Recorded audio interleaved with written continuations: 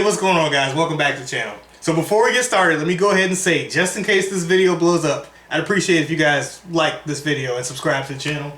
I buy all of the amps and gear that you see on this channel and then resell them. So every opinion that you hear on this channel is genuine. I have no investment in any of these brands. They have no investment in me. If I tell you I like it, it's true. I'm just here to tell you the truth about these things. Speaking of the truth, let's talk about the truth about this Fortin Sigil standby issue.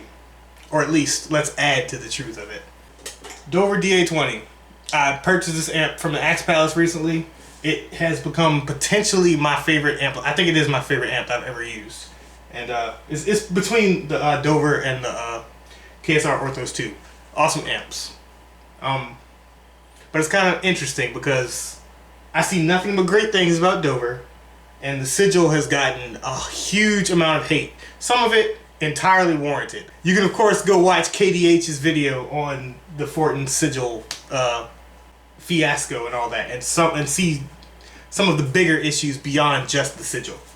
But anyway, we are here to talk about the Sigil. Alright, so a friend of mine reached out to me recently and asked me if I was interested in picking up, well actually I reached out to him. I found out that he bought this Fortin Sigil from someone who had complained about the standby issue.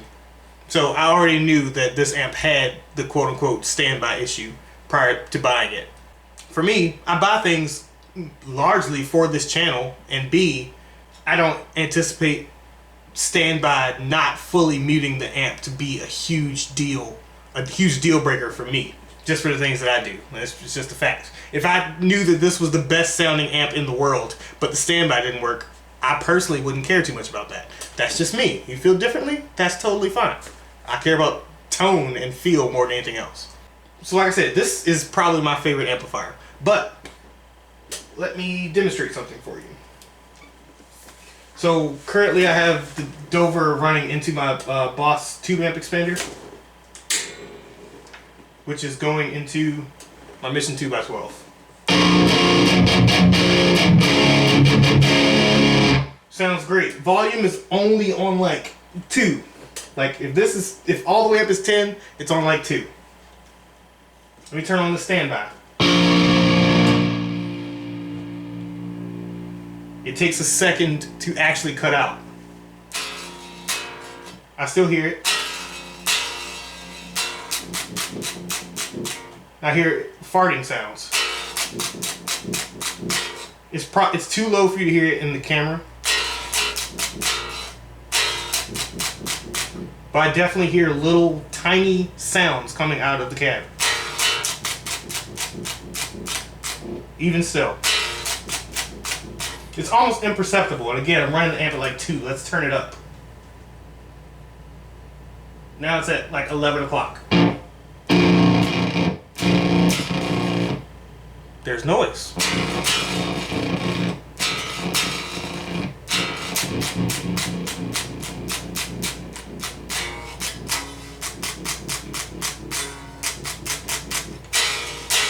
But you notice, now there's not noise. That was all the Dover.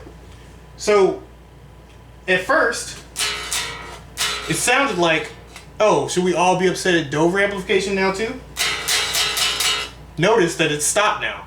That it needed a second to actually put the amp into standby, it seems like to me. But now I'm not getting any sounds. Let's see what's up with the Fortin. So the Fortin's running into my PRS 1x12, which you can't see, but see its master is at well, let's start about the same. Start at about 2.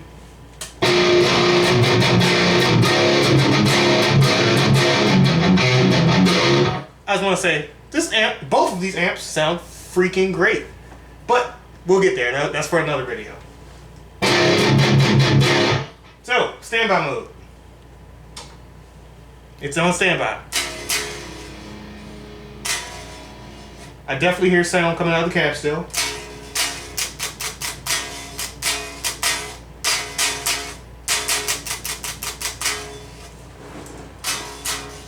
Now I do not. But let's turn up the master to 11. which again, most folks will never use their amp this loud. There's sound again. But let's give it a second like I just gave the Dover a second.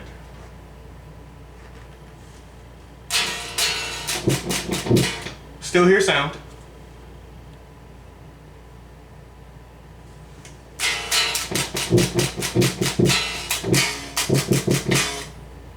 Still hear sound.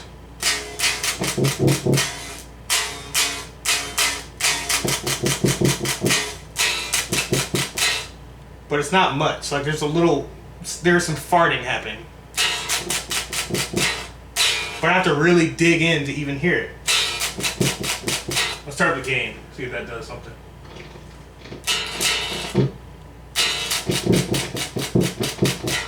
I still hear some crackling and some farting.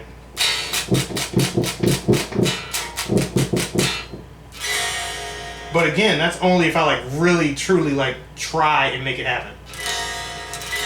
I do this, I don't hear anything. I barely hear anything when I chug. Let's turn master to full, which is what I think was happening in those videos shown by KDH.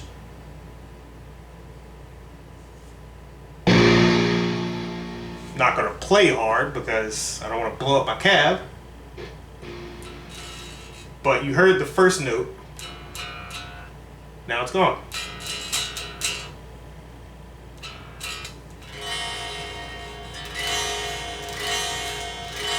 Nothing. I'm sure that if I chug, wait, nothing.